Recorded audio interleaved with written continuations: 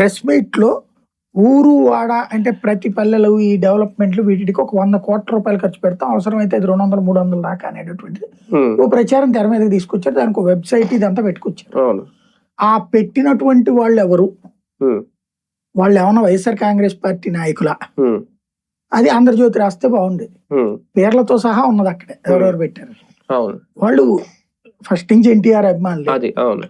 అయితే ఆ రా ఎన్టీఆర్ అనే ప్రోగ్రామ్ ని ఇంటర్ప్రిట్ చేసింది కొంతమంది అత్యుత్సాహపు సోషల్ మీడియా బ్యాచ్.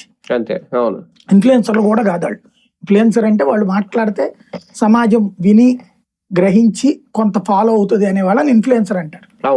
అలా కాకుండా ఇప్పుడు వీళ్ళు మడ్ స్లింగర్స్ అని ఇంకో కొత్త పేరు పెట్టాలి. వీళ్ళు బురదలు మాత్రమే వేసుకుంటారు, నోటికి వచ్చింది మాట్లాడేస్తా ఉంటారు. అలాంటి ఏదో ఒక దాన్ని ఏమంటారు, ఊసుపోక కబుర్లు అంటారు చూడండి, ఊహాజనితమైనటువంటి మడ్స్లింగింగ్ గేమ్ నడుపుతుంటారు బ్యాచ్ ఉంటారు. వాళ్ళు తీసుకొచ్చారు అనవసరంగా ఈ గొడవని, వాళ్ళు పెట్టుకొచ్చారు ఈ పాయింట్ ని, ఏది వచ్చేస్తున్నాడు ఈయన అనేది. ఇది మొదట ఎన్టీ రామారావు వేసేటటువంటి అడుగు అన్నటువంటి.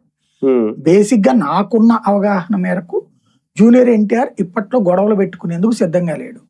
అతను రాదలుచుకునేటప్పుడు వాస్తవంగా బీజేపీకి వెళ్ళి రావచ్చు. అతను బీజేపీ ఇంత ముందు రాయేసింది, అమిత్ షా కూడా కలిసారు, పిలిచారు.